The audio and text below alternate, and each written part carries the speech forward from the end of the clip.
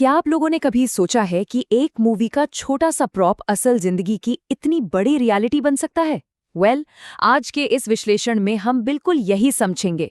हम बात करने वाले हैं एक ऐसे माइंड बेंडिंग फिनोमेनॉन की, जहां 2024 की एक फिल्म का एक छोटा सा आइडिया 2026 में एक स्टेट की सबसे बड़ी पॉलिटिकल रियलिटी बन गया। ये लिटरली एक प्रॉप से पावर तक का सफर है। तो चलिए बिना किसी देरी के शुरू करते हैं। सबसे बड़ा सवाल यही उठता है, क्या सच में एक मूवी प्रॉप पॉलिटिक्स की भविष्यवाणी कर सकता है? सुनने में किसी साइफाई स्टोरी जैसा लगता है ना। मतलब एक प्लास्टिक या मेटल का टुकड़ा जिसे सिर्फ एक शॉट के लिए बनाया गया हो, वो आने वाले कल की हकीकत कैसे बता सकता है? हम हमेशा सुनते हैं कि आर्ट लाइफ से इंस्पायर होता है, लेकिन जब लाइफ खुद आर्ट की नकल करने लगे तो ध्यान देना तो बनता है। और हाँ, यहाँ हम किसी पॉलिटिकल पार्टी को सपोर्ट या अपोज नहीं कर रहे हैं, हम बस इस हैरानगेज संयोग को समझने की कोशिश कर रहे हैं। Okay, let's dive into this. ये है वो मेन ऑब्जेक्ट जिसने इस पूरी चर्चा को जन्म दिया, एक सिंपल से दिखने वाली लाइसेंस प्लेट। लेकिन इस पर जो लिखा है TN07CM 2026, वो अपने आप में बहुत ही खास है। शुरुआत में ये सिर्फ एक सिनेमैटिक डिटेल थी, एक कैरेक्टर की गाड़ी के लिए बनाया गया एक प्रॉप। उस वक्त तो किसी ने सपने में भी नहीं सोचा होगा कि इस पर लिखे शब्द और नंबर्स आगे चल के कंप्लीटली सच साबित हो जाएंगे। तो यहाँ पर जो सबसे क्रूशियल पॉइंट है वो है ये साल 2026। ये कोई रैंडमली चुना गया नंबर नहीं था। जब फिल्म बन रही थी तब ये साल दूर जरूर था, लेकिन ये ठीक वही साल था जब तमिलनाडु में अगले असेंबली इलेक्शंस होने थे। एक फिक्शनल कहानी में इस स्पेसिफिक साल को सीएम यानी चीफ मिनिस्टर के टाइटल के साथ जोड़ना, ये एक्चुअली एक बहुत ही सटीक कैलकुलेशन थी। और सबसे क्रेजी बात यह है कि वक्त के साथ ये कैलकुलेशन एक परफेक्ट पॉलिटिकल रियलिटी के साथ अलाइन हो गई। और वक्त कितनी जल्दी बदल जाता है ये इस तुलना से बिल्कुल साफ समझ आता है। एक तरफ है 2024 की मूवी गोट का वो फिक्शनल सीन जहां सुपरस्टार विजय का कैरेक्टर वो कार चला रहा है जिस पर ये खास नंबर प्लेट लगी है। और ठीक 2 साल बाद बम मई 2026 की रियल वर्ल्ड रियलिटी सामने आती है। यहाँ विजय किसी फिल्म के सेट पर नहीं, बल्कि तमिलनाडु सेक्रेटेरिएट में हकीकत में चीफ मिनिस्टर की कुर्सी पर बैठे हैं।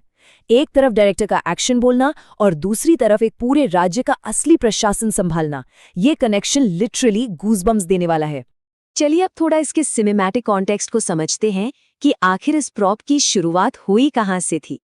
तो इस हैरान अंगेज सिलसिले की शुरुआत होती है 2024 की मैसिव ब्लॉकबस्टर फिल्म से, the greatest of all time, जिसे फैंस प्यार से गोट भी बुलाते हैं।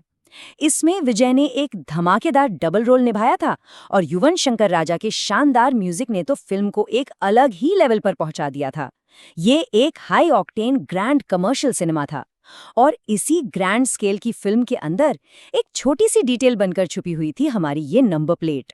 और हाँ, इस फिल्म को और भी बड़ा बनाती थी इसकी स्टार स्टडेड अंसाम्बल कास्ट। विजय के साथ साथ प्रभुदेवा, मीनाक्षी चौधरी, प्रशांत, अजमल अमीर और जयराम जैसे दिग्गज कलाकार थे इसमें। इतने बड़े नामों के साथ बज़ बनना तो तय था। लेकिन you know what's really interesting, इतने बड़े किरदारों और एक्शन सीक्वेंसेस के बीच एक आम से प्रॉप ने आगे चलकर सबसे ज्यादा हेडलाइंस बटोर लीं।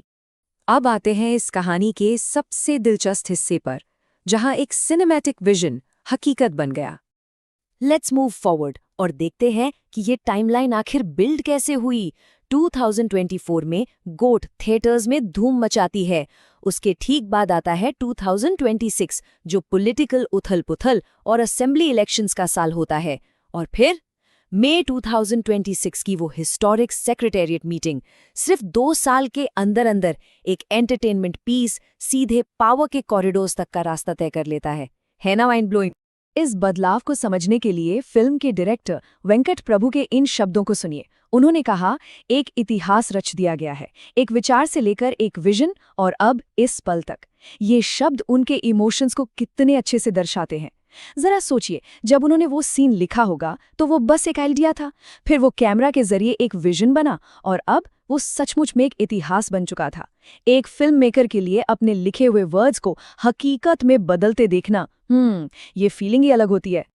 और इसी इमोशन को सेलिब्रेट करने के लिए एक बेहद खास मोमेंट क्रिएट हुआ।